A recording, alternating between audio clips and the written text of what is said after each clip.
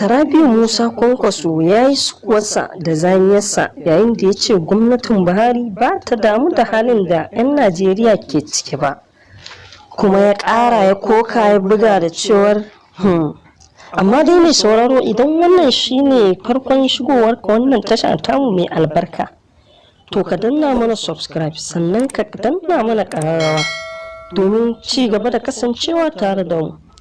Tsohon gwamnan jihar Kano kuma tsohon sanata kuma jigo a babbar jam'iyyar hamayya ta PDP, Dr. Rabi'u Musa Kwankwaso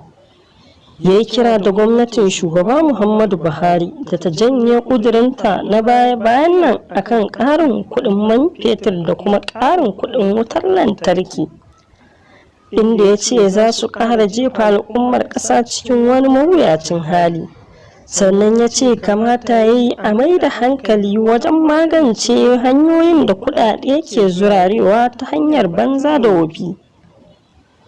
Kwankwason dai ya shaida wa BBC cewar babu hujjar da za ta saka a ƙara matsayi talaka, yayin da yake ziyarar ƙarfafawa magoya bayan jam'iyyar tasa ta PDP a jihar Edo gabanin zaɓen gwamnan da za a yi a makon gobe.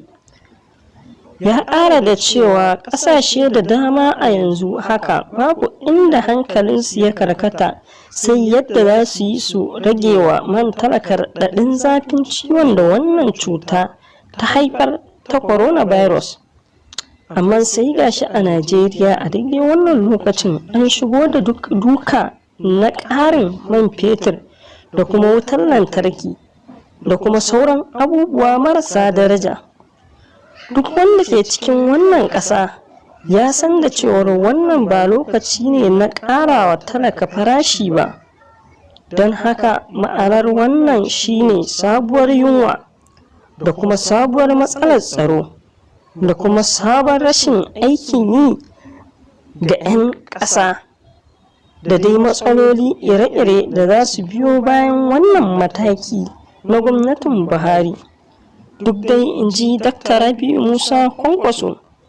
tsohon gwamnan ya ce idan har gwamnatin Buhari na sauraron al'ummarta, to ya kamata idan ta yi wani abu na ba daidai ba, idan aka koka mata, to ta gyara da cikin gaggawa, saboda hakan ba abun kunya ba ne. Kwankwason dai ya ƙarashe zancensa da ba wa gwamnatin Buhari shawara, inda ya ce akwai hanyoyi da kuɗaɗen banza ke zurarewa kuma ta hannun jami'an gwamnatin, don haka ya kamata a toshe su ta yadda za a yi amfani da su wajen samarwa man talaka tsaro